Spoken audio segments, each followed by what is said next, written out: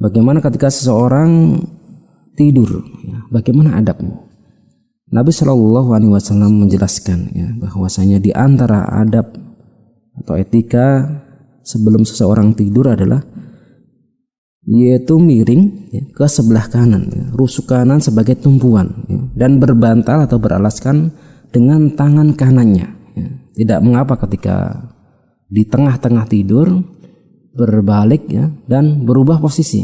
Tapi Nabi Shallallahu Alaihi Wasallam sebagaimana yang disebutkan dalam hadis riwayat Bukhari dan Muslim, ittaja'a ala shikkika al-aiman, atau ittaji' ala shikkika al-aiman, maka berbaringlah di atas rusuk sebelah kanan, ya, miring ke kanan, kemudian menjadikan tangan kanannya sebagai alas, ya, sebagai bantal, ya. Dan tidak dibenarkan, ya, ketika seseorang tidur dengan posisi telungkup, ya, dengan posisi perut sebagai tumpuannya atau tengkurap, baik ketika tidur malam hari ataupun siang hari, baik itu di rumah ataupun apalagi di masjid.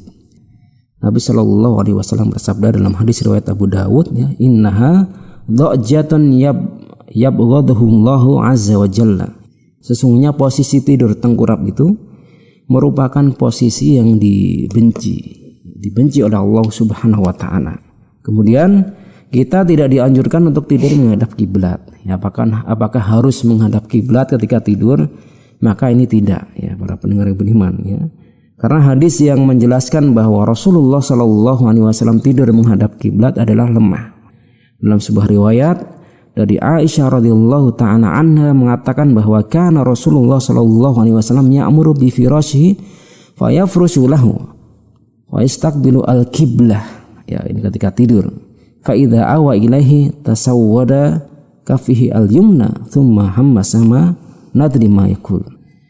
Rasulullah sallallahu alaihi wasallam menyiapkan tempat tidurnya, kemudian tidur dengan menghadap kiblat. Hadis diriwayatkan dari Abu Ya'la dalam musnadnya dari jalur Asari bin Ismail al-Hamdani dari Asy-Sya'bi dari Masruq. Kemudian para ulama menegaskan bahwa Asari bin Ismail merupakan perawi yang dhaif, yang lemah. Para ulama memberikan komentar tentang hadis tersebut, tentang dia. Di antaranya adalah Yahya bin Sa'id mengatakan jelas bagi saya bahwa dia pernah berdusta dalam satu majelisnya. Kemudian Imam Ahmad juga memberikan komentar orang-orang yang meninggalkan hadisnya. Banyak orang, ya, para orang-orang yang thiqah, ya, yang terpercaya meninggalkan hadisnya. Kemudian Abu Hatim, orang yang hilang, ya, tidak diperhitungkan hadisnya, maksudnya ini dalam ilmu hadis, ya. Kemudian Abu Daud mengatakan dhaif, hadisnya ditinggalkan.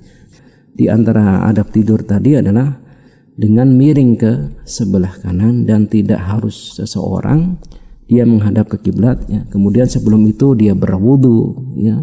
Kemudian membaca wirid-wirid, ya, seperti al-mu'awwidzat, ya, mengumpulkan dua tangannya, kemudian meniup, ya, meniupkannya dengan tidak keluar ludah.